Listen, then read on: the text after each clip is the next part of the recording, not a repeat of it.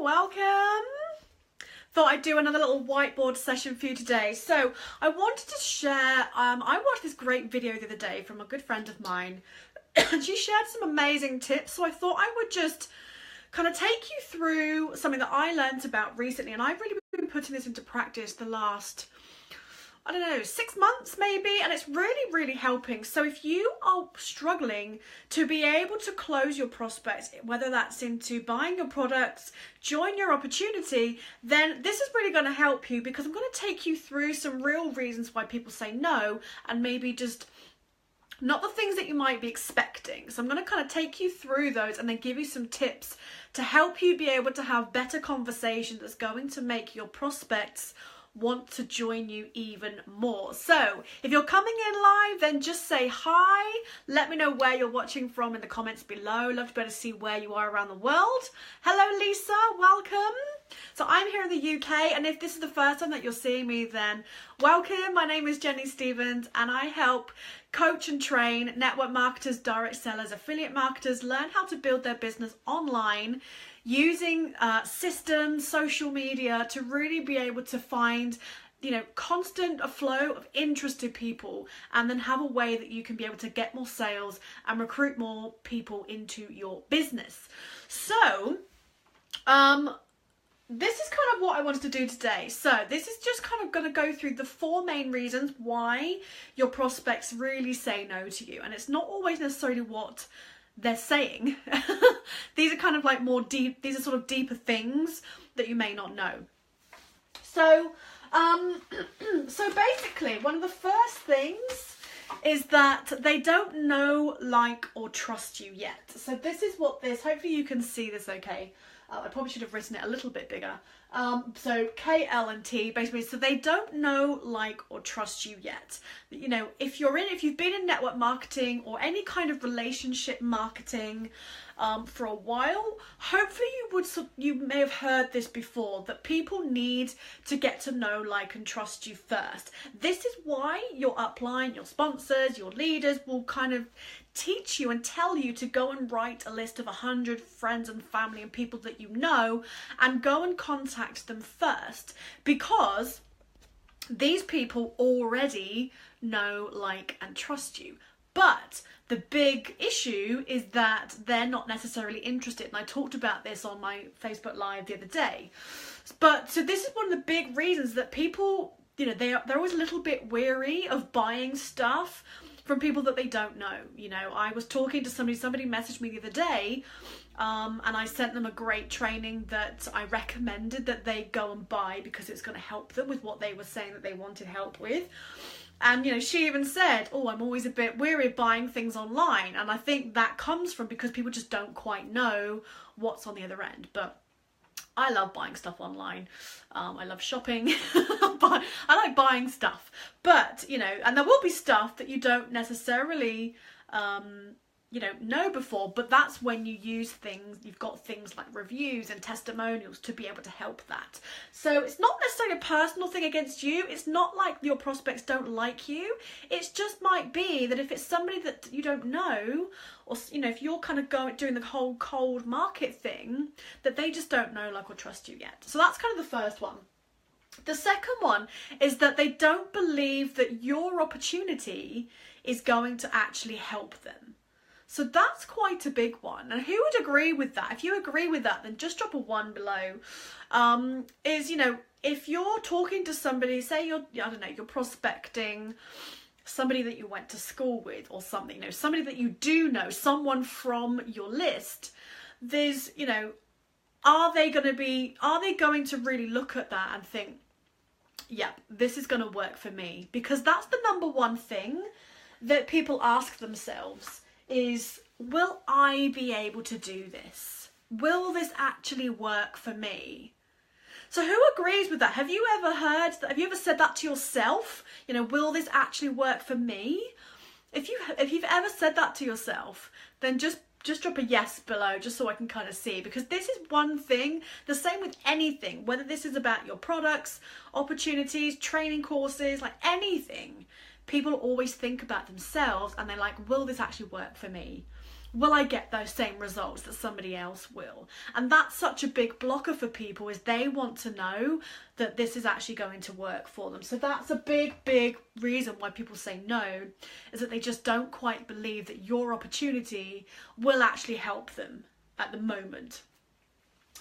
Then the third one is that they're not committed to what they really want. You know, we've all got dreams, we've all got goals, we've all got visions.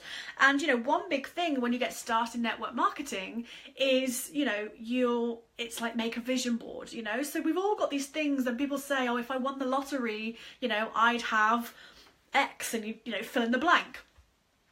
So, but when it comes down to it, is how committed are you, or how committed are your prospects to actually making those things happen? So that's a big one as well, is that they're really not that committed to making that, you know, to actually getting that dream a reality. Who would agree with that? If you would agree with that, then just drop a 3 below. Is, you know, this is when people don't take action. Have you ever kind of, I'm guilty of it sometimes, is I'll set myself a goal, and if I think it's unachievable, then I don't know, it just doesn't feel real, or I don't, you know, I then don't necessarily do the things I need to. But if it's kind of, if it feels something that is more achievable, but it's still a push, you know, and things I'm really committed to. Here's a really good example, actually. So I am always late. I used to be late for work every day. If I make plans with somebody, I'm usually a little bit late, you know, but there are things that I am never late for. You know, there's certain things that I'm never late for. I'm never late for meetings. I'm never late for if I've got a commitment for, I don't know, say I'm having a video chat obviously with one of my prospects, or if I'm committed to turning up to a webinar, or, you know, there's just certain things that I am committed to and I'm never late for. Yet my friends will always say, oh, Jenny's always late. And it's not because I don't care, and a lot of the time it's not on purpose, but, you know, like when I used to be late for my job every day, I actually didn't care. You know, I didn't get told off as long as I didn't be ridiculously late, but, you know, I could be kind of 20 minutes late and it wouldn't really matter. So I was like, okay, so I will. But if I had a meeting, say with the head of department at 8 o'clock in the morning, my God, I would be there. Do you know what I mean? So it's really about that commitment. So when it comes to dreams, you know, if someone's got a dream of having a massive 5-bedroom house in the country with gates, you know, opening up to it, or having a Ferrari, or traveling to the Maldives twice a year, or whatever, you know, whatever that is how committed are they to actually hitting that? So that's another reason why they might say no, is that they're actually really not committed to doing the hard work that it takes. And then number 4 is that they don't believe in themselves. And I think, again, this is probably one of the biggest things. Would you agree? That actually that self-belief is probably one of the biggest things and biggest blockers that happens for a lot of people. I'm the same, you know, I have these little doubt devils that sit on my shoulder every now and then. They sort of nick in my brain, and I just want to say, fuck off, you know, but it happens to everybody. Every now and then, they creep in. Those little doubt devils, what I call them. They creep in and they just try and get you. But then, you know, what you have to do is push them away and say, no, I am committed. I am committed to what I'm doing, and I'm gonna do what it takes. Now go away, you.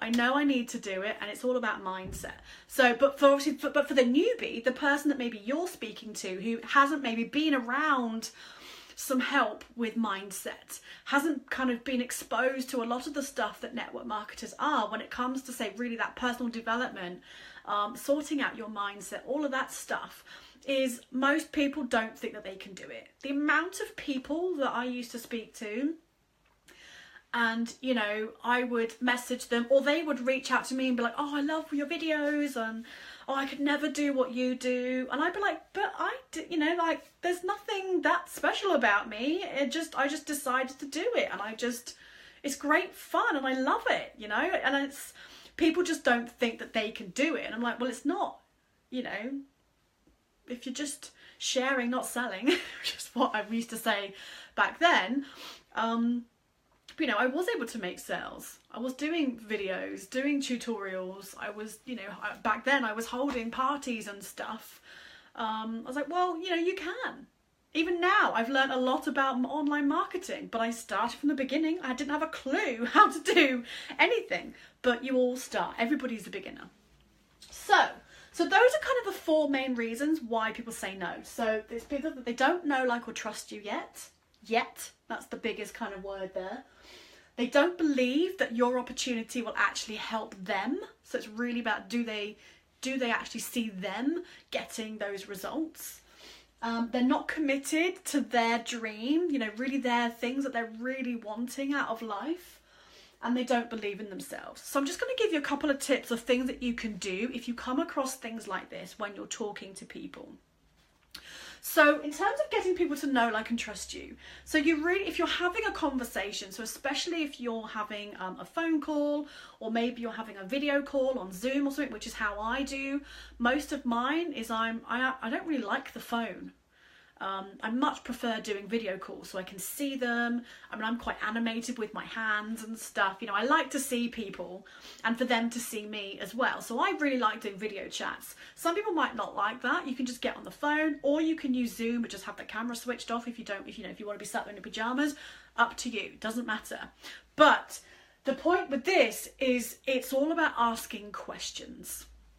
So you really want to be diving into what they want, asking loads of questions, and really find out what is it that they would love to have. What does their dream look like? What does their ideal life look like? And really just ask loads of questions when it comes to that. Get them, you know, to go down to the detail. Like, you know, if you were to say to me, you know, what is it? Well, I really want to have, you know, a nice big four-bedroom detached house with a driveway with a really nice view.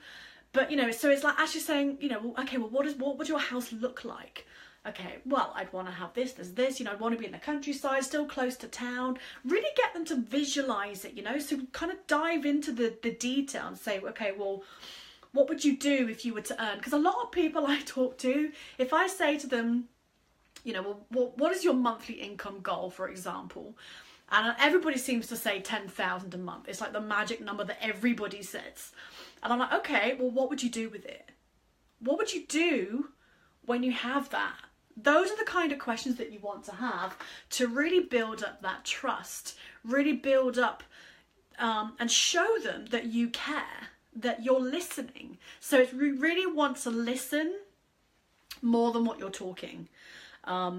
You know, so really get them to visualize their dreams. So it's going to kind of really build up that excitement, and they're going to be like, oh my God, I really want this. This is amazing. You know, by asking lots of questions. So say, listen more than you talk. This is something that I struggled with because I do talk quite a lot and I don't like silence. I'm one of those people that I always used to have to fill a gap. If I was in a meeting at work and it was too quiet for a while, I'd be the one that would start talking. But it's something that I've really had to develop as a skill and practice to really be able to shut myself up, because it's not about me, it's not about you, it's about your prospect. So, you know, your views and your stuff have to come out of it and it's about them. So you really want to develop that skill of listening. You know, make notes. I've got a whole notepad full of notes with when I'm talking to prospects and talking to potential customers and clients and stuff. So I can then refer back to what they're telling me. I can say, oh, wow. So yeah, you know, if they were starting to say that they want to be able to, I don't know, retire, you know, quit their job, which I can totally relate to. But, you know, if someone's saying that, I'm going to write that down so that I can use that in the conversation. So then when it comes to how do you get people to believe in your opportunity? So that's one of the biggest questions is people say, will it actually work for me? Will I be able to do that? So what can you do to help that? So one thing you can really do is give examples of people that are like them. Now, you don't want to just assume that everybody is the same. You know, don't assume that just because somebody is a mum that they want to be at home with their babies 24/7. I've got friends who they obviously they adore their babies, but they are so looking forward to going back to work to actually have a bit of adult time. Some mums love to be that stay-at-home mum, and that's why they're building their business, because they want to be able to be there. But, you know, they're different. Don't assume that just because somebody's in their 60s doesn't want to have some extra income or have a better retirement or whatever. So don't always assume, and that's why you need to ask lots of questions so you can find out. So then use some examples of people that are like them that you can show, you know, that have got results, that are doing the same thing, and give them some, you know, like case studies, testimonials, reviews. Obviously, if you're talking to them kind of one-on-one, talk about some, you know, see if you can find some case studies that you can sort of refer to while you're talking, and you know, talk about people that are like them. So like if you were talking to me, there's no point really telling me about somebody who's 60, who's retired and has been able to pay for their grandkids to go to college. Like, that's nothing like my life. So it's like, oh, okay, that's great for them. But, you know, I want to hear about people who were able to quit their jobs, who were able to build a business around a full-time job. That was something that I was that relevant person. The other thing you want to do is, you know, people don't really care about your company. They don't care about your comp plan. So you just want to give a brief outline about the company. Say it's not that time to go into the whole comp plan and stuff. It's just, that won't matter to them. You know, this really about diving into them and what they're looking for. So the details of stuff doesn't need to happen in that conversation. Just give a very brief outline of the company. And you know, that detail stuff can happen like afterwards, once they've signed up, or if they do ask questions about it, but it's not for that kind of real conversation that's happening now. Then the third thing, so commitment. So when it comes to getting people to be committed, this is when you really want to get them to visualize their dream. This is where you really want to get them to feel it. You know, have you ever been told that, you know, I remember my leaders in my company, my old company, would say, you know, make a vision board, which was great because it gets you to, you know, think about what it is that you want. And, you know, have you ever gone and taken a test drive of a car? And then it's, you know, it's good to do that so you can feel what the steering wheel feels like. What does the car smell like? Or if there is a house that you want, go and have a look around. Obviously, it was up for sale. You know, go and have a look around into like some amazing houses. Feel what it feels like to walk around the house. Like, oh yeah, I can imagine myself being in here. But when it comes to commitment, you know, those people that aren't committed aren't going to take the action. So if they're not committed to really getting what they want, then it might not be the right time for them right now.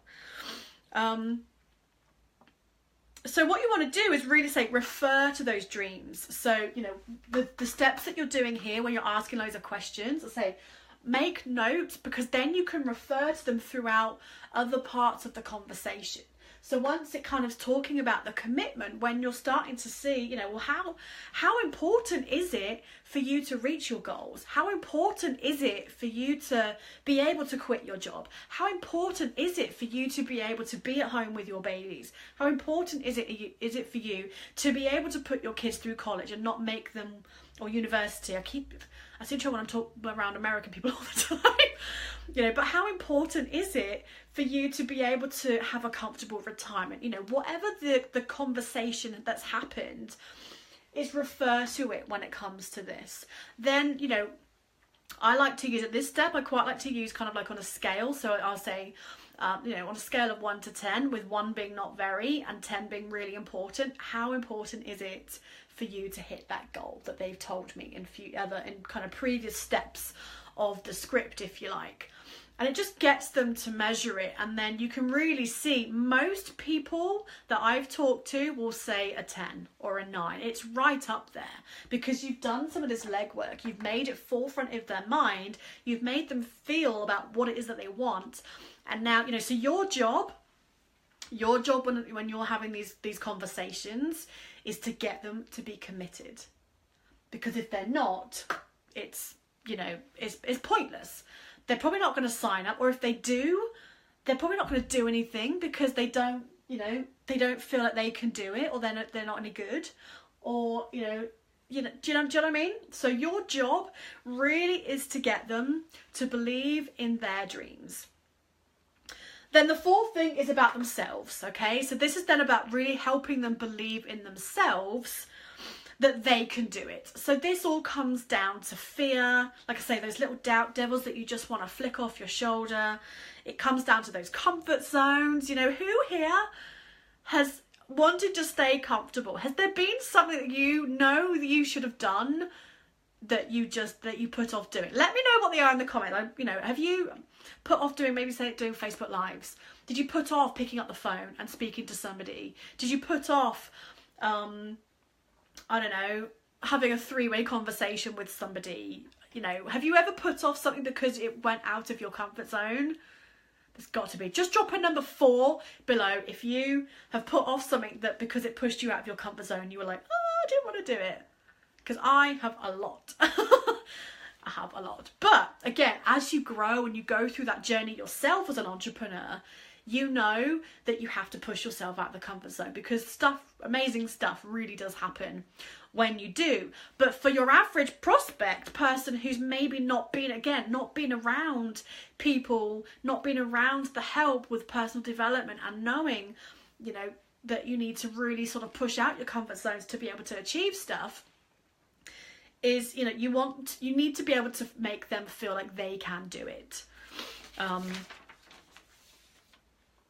So remember, this is, you know, you want your prospect to say yes. So I wrote this little note down here. So you don't want your prospect to say yes to your business opportunity. That's not your goal. So when you are having conversations with people, if you are on the phone, on a video chat, on Messenger, whatever your preferred method is, your goal is not to get them to say yes to your business opportunity. And that goes against most of what we're taught. Yeah. Most people teach you when you're involved in network marketing that you want them to get them to say yes to your opportunity, to your products, whatever. That's not what you want to do. Okay. Your goal, you want them to get to say yes to their dream, to themselves. That's what you want them to say yes to. And by kind of going through these sort of steps in terms of the conversations that will flow to help diminish some of these objections that your prospect is going to be feeling, then, you know, when you kind of get towards the end of the conversation, it's going to be a case of, so are you, you know, basically, are you committed to getting your dream to happen? And if the answer is then yes, you've done your job right. And now this isn't about tricking, manipulating people. This is about truly giving people a service, you know, by really listening, by really caring and giving a shit. This is when people are gonna know, like, they're gonna trust you because you've shown that you care, because you've listened. You've listened, you've given them a solution that's gonna help their problem. This is what you're going to do. So this is your job, is to help them be committed to their vision, to their dream, to their goals. That's your goal when you're having those, those kind of conversations, when you're looking to have people, you know, actually sign up and take that step. And it's so easy for us to think about ourselves and have our own goals and have our own, our own visions and dreams in there when we're talking to people. We're always thinking, oh, you know, if I can close this sale, then I'll get this. Or if I can, you know, just get that one more recruit, then maybe you're going to get a bonus. And it's so easy to always keep yourself there. And again, this took me a long time to really get it and really just stop caring about myself first, because we're all pretty selfish people. It's just sort of down to our nature, because we look after ourselves. But you know, you don't want to offer something to somebody if it's genuinely not right for them. You know, don't do it, because you're going to damage, you know, you're going to really shoot yourself in the foot. If somebody's really not committed, they're like, yeah, I'd like to have that, but I really don't want to have to do much. That's not the kind of person you want to have on your team. So this is why you really want to have those interested people. You know, if you can kind of do a lot of the legwork and the qualification process first, up front, it's going to help your conversation be so much easier. And it's going to help a lot of the crap that you hear from people with, oh, I just don't know if I could do it. Got no time, got no money, whatever. It's actually, you know, a lot of this can be much easier when you have that the first bit sort of a bit easier, and the fact that you've got people reaching out to you to have those conversations in the first place. So if you are going to be spending your time having these kind of conversations, you don't want to be wasting it with people that really aren't interested. You know, you don't want to be having those kind of conversations with people who are just not right. You know, it's, you know, you don't want to be talking to your butcher about network marketing, having these kind of conversations, because it's not necessarily going to be the right use of your time, and you're just going to waste your time.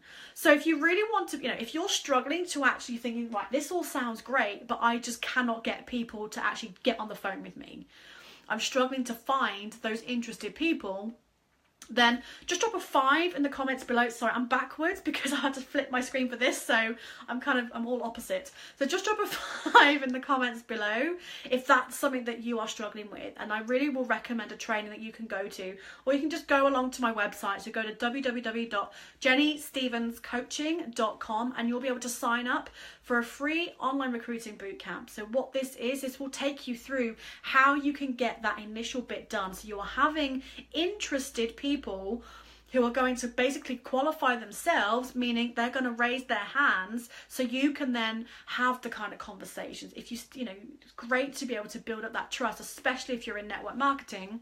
You can then have these kind of conversations that we've talked about and go through this. But I say, without that first bit, that's the bit that was struggling for me, is I just could not find those interested people. So head along to that. I'll put a link in the comments below once I finish this video.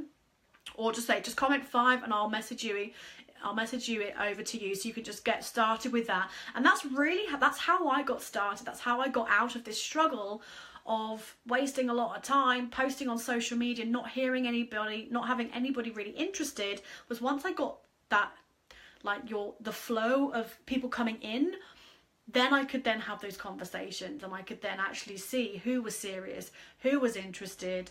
And it really made prospecting much more enjoyable, because I used to hate it before. I felt like I was crap at it. I felt like I was no good. You know, I didn't believe in myself that well, and I didn't believe that my opportunity could do it. But actually, it was just a lot of it was down to the process. So go along to jennystevenscoaching.com. You'll see on the homepage, you'll be able to sign up for this free training. Go through it. Because I know it really, really will help you. And then it means you can then have those conversations with people and use what we've talked about today to then be able to see if those people are right and help sign those people up into your opportunity. So I really hope you found this video useful. If you did, feel free to share it, tag anybody. I'd love you to give me some likes and loves just to see if you found this useful. It really helped me, you know, and using some of these kind of scripts and just a bit of a guideline when I'm having conversations with people has really helped me be able to, you know, have a structured conversation, know that I'm asking the right questions, know that I'm really helping people and actually helping them move forward to taking action. So I really hope that this will help you and, you know, go and put it into action. Okay, so anyway, I'm gonna love you and leave you now. Have a fantastic rest of the day. Thank you so much for watching, and I shall see you all soon. Take care. Bye.